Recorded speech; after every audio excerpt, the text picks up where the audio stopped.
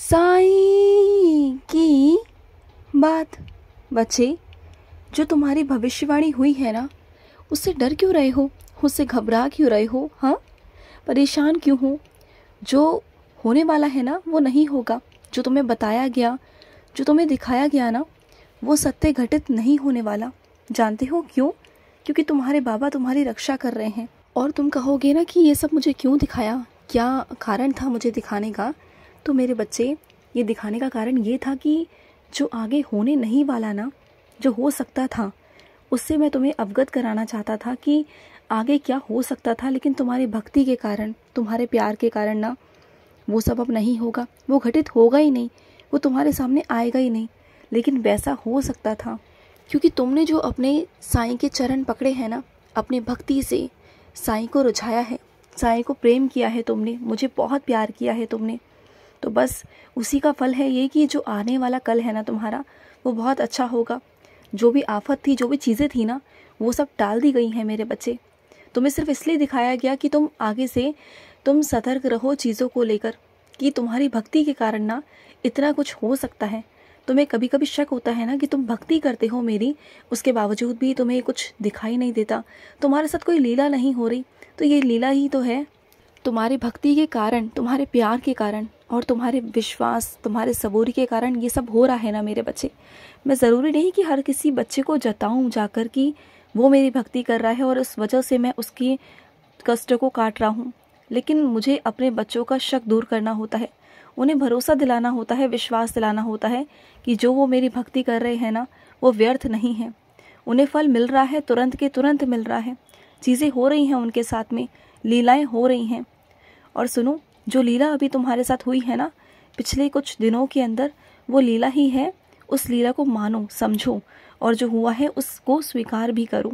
क्योंकि जो लीला हुई है वो अभी तुम्हें समझ में नहीं आएगी, लेकिन आने वाले कुछ दिनों में तुम्हें समझ में आ जाएगी। समझ गए ना? और जैसा तुम सोच रहे हो ना कि भविष्य में ऐसा ना हो जाए, वैसा ना हो जाए, तुम्हारे मन में बहुत चिंता है, मुझे मालूम है। बहुत सारी चीज़ों को लेके मन में चिंता चलती है। तो सुनो मेरी बात को, ऐसा बिल्कुल भी नहीं होगा जैसा तुम सोच रहे हो। होगा वही जो तुम्हारा साईं चाहेगा। तुम्हारा साईं तुमसे बहुत बहुत प्यार करता है और मैं तुम्हारे साथ कुछ गलत नहीं होने दूंगा। अगर कोई कुछ गलत करना चाहेगा भी ना, तो भी नहीं कर पाएगा। अब तो भरोसा रखो मुझ पर कि तुम्हारा साईं है और कुछ भी नहीं होगा। बस हंसते खिलखिलाते रहा करो, मुस्कुराते हुए रहा करो। मुझे तुम ना हंसते मुस्कुराते अच्छे लगते हो। जब रोते हो ना तो मुझे बिल्कुल भी अच्छा नहीं लगता, बिल्कुल नहीं मेरे बच्चे। और सुनो, होली का त्योहार है। होली पर तुम क्या कर रहे हो? हाँ, होली को अपनी यूं ही मत जाने देना रूखी सूखी सी। होली वाले दिन त्योहार को मनाना। तुम हर बार ना त्योहार को ऐसे ही मनाते हो, बेमन से, हमेशा रूखे रूखे से, रूठे रूठे से। तुम्हें अच्छा नहीं लगता कुछ भी। अरे मेरे बच्चे, तुम, ये ज़िंदगी है और ज़िंदगी में ना एक एक पल बहुत कीमती है। इसे ना महसूस करना सीखो, इसे आनंद लेना सीखो, तुम्हें अच्छा लगेगा। लोगों के बीच में जाओ ना। तुम लोगों के बीच में जाते नहीं, इसलिए लोग तुमसे दूर रहते हैं। तुम जब लोगों के बीच में जाओगे, उठोगे, बैठोगे, उनसे बात करोगे और तुम्हें अच्छा लगेगा। तुम जाओ ना, उठो, बैठो, बड़ों को आदर सत्कार दो, छोटों को प्यार दो, उनके साथ खड़े रहो, अपने मित्रों के साथ खड़े रहो। अच्छा महसूस होगा तुम्हें। इस बार ये होली का त्योहार तुम्हें बहुत अच्छा महसूस कराएगा। जाओ तो सही, उनके बीच में जाओ, थोड़े हंसो खेलो, जिंदगी का आनंद लो ना। अगर मेरे त्योहार बनाए हैं तो कुछ सोच समझ कर बनाए हैं ना, कि मेरे बच्चे पूरे साल काम करते हैं, पूरे साल सिर्फ कुछ ही जो त्योहार हैं गिने चुने, तभी मेरे बच्चों को छुट्टी मिल पाती है, तभी वो आराम कर पाते हैं। वरना पूरा साल काम काम और काम, उलझे रहते हैं परेशानियों में, जिम्मेदारियों में। इसलिए तो मैंने कुछ त्योहार ऐसे बनाए हैं कि जब मेरे बच्चे आराम से उसे आनंद ले सके, उसका लुत्फ उठा सके, ज़िंदगी में थोड़ा सा अपनी जिम्मेदारियों से अलग हटकर अपने आप के लिए जी सके। तो इस बार वादा करो अपने बाबा से, अपने साईं से, कि इस बार का त्योहार तुम हाथ से नहीं जाने दोगे। अच्छे मन से मनाओगे, जाओगे, खेलोगे, अच्छे से आनंद लोगे। करोगे ना, जाओगे ना, मुझे बहुत अच्छा लगेगा। और सुनो मेरी बात को, तुम ना एक काम विशेष तौर पर ध्यान रखना कि होली वाले दिन ऐसी जगहों पर मत जाना, ऐसे कोई चौराहों पर या ऐसी कोई जगह पर मत जाना जो चौराहे, जो रास्ते भारी हो मेरे बच्चे। तुम जानते हो मैं किस बारे में बात कर रहा हूँ। तुम्हें पता है ना कि ये सब चीज़ें क्या हैं और क्या हो सकती थी और होंगी। तो तुम ना बस थोड़ा सा दूर रहना, क्योंकि चौराहों पर अगर निकलो भी ना, गलती से भी निकलो तो एक तरफ से होके निकलना। कोई भी चीज़ अगर तुम्हें दिख जाए ना, कुछ भी हो, या कोई वस्तु हो या कोई खाने की चीज़ हो या कुछ भी हो मेरे बच्चे, उसे लांघने की या उस पर पैर रखने की कोई ज़रूरत नहीं है मेरे बच्चे। और अगर गलती से पैर पड़ भी गया ना, तो ध्यान रखना उस वक्त ही तुरंत में साईं साईं साईं बोल देना, या बोल देना ओम साई रक्षक शरणम, ओम साई रक्षक शरणम। जो है वहीं वापस चला जाए, ऐसे बोलकर वहाँ से निकल जाना। और पीछे पलटकर मत देखना, बिल्कुल मत देखना, समझ गए ना?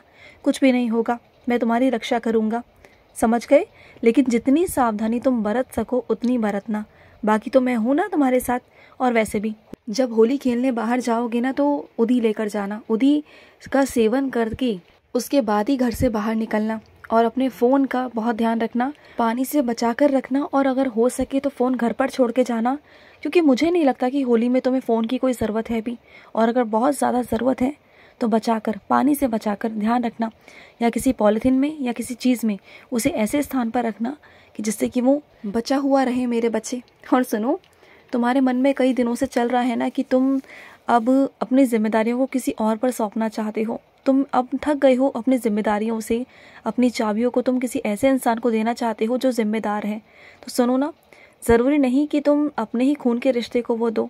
हाँ, मानता हूँ कि देना ज़रूरी है, लेकिन जहाँ विश्वास ना हो ना, जहाँ अपने तुम्हारे पराये बन जाए ना, तो वहाँ पर विश्वास करना थोड़ा मुश्किल होता है। अगर तुम्हारा कोई पराया ही अपना बन रहा है ना, तो उसे देना, उसे वो जिम्मेदारी देना। और इसमें कुछ गलत नहीं मेरे बच्चे। जब अपने ही दुश्मन बन जाए ना, और पराये अपनों से भी बढ़कर ना, तो वही तुम्हारे सगे हैं, वही तुम्हारे अपने हैं, बस ये ध्यान रखना। क्योंकि खून का रिश्ता ज़रूरी नहीं होता मेरे बच्चे, सबसे ज़रूरी है इंसानियत का रिश्ता। जो इंसानियत का रिश्ता रखता है ना, वो सबसे सर्वोपरि है मेरी नज़रों में, वो सबसे ऊपर है जो इंसानियत को निभाता है, और वही मुझे सबसे प्यारा है। और तुम भी वही करना मेरे बच्चे, अगर कर सको तो वही करना। तुम्हें जिम्मेदारियाँ सौंपनी है ना, तो सौंप दो, कोई बात नहीं।